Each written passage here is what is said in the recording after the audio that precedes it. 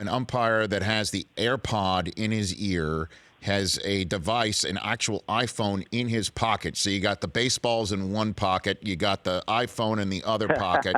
You're hearing into the AirPod some other human being up behind home plate in the press box say ball, strike, no track. And with no track, the umpire will have to rely on his actual old school for the last 100+ years, calling balls and strikes with his eyes.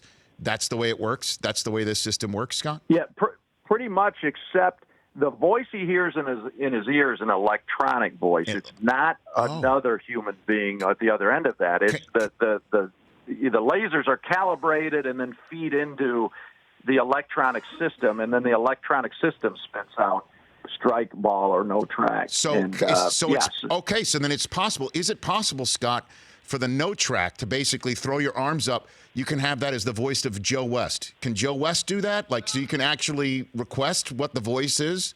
Can you do that? How about Angel Hernandez? If it's a missed pitch, it's the voice of Angel Hernandez. What do you think, Scott? Can we do that? Now, you know what, Rich? You went from Blade Runner early to now you're talking horror movies. The voice of Angel. Well done. Yes, Scott Miller. Angel Hernandez. That possibility, that might make 100% of the major leaguers say we don't want this if it's going to be the voice of Angel Hernandez. Well, in that respect too, is you got a comment from the Umpires Association saying in part that the entire Major League Baseball umpire staff averaged over 97% correct ball and strike calls over the 2018 season. I could probably put together a video of Hernandez missing 4% of those, Scott. I mean, So how does this get reconciled? Umpires saying what they're saying, MLB wanting to be perfect, players and pitchers saying something else. How does it all get reconciled best to your reporting and seeing everything out there? Well, like a good old-fashioned backroom negotiations, I think, and it's interesting as well because. One other angle to this, the major league umpires, as you would expect, are very, very wary of this. I mean, and like anybody, as it should be, they take pride in their jobs, and they think they're the very best in the world, even if they miss some strike and ball calls here and there. And they are very good, almost all of them. So they take pride in their job, and like a lot of us, they're looking like, okay, good. So now computers might come and take our jobs as well. So they're wary. But as the scenarios we talked about, obviously you're always going to still need umpires, just even for the check swing example I gave you.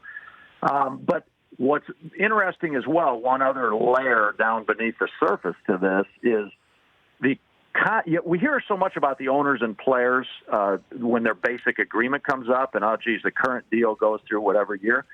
Well, the deal between baseball and the umpires union is up after this year. This is a negotiating year right now. Wow. Between, the commissioner's office in baseball and the umpires union. So this adds a layer to that, and I'm not sure if, management is able to hold this over the umpires or not. I don't think the electronic strike zone has developed quite to the point.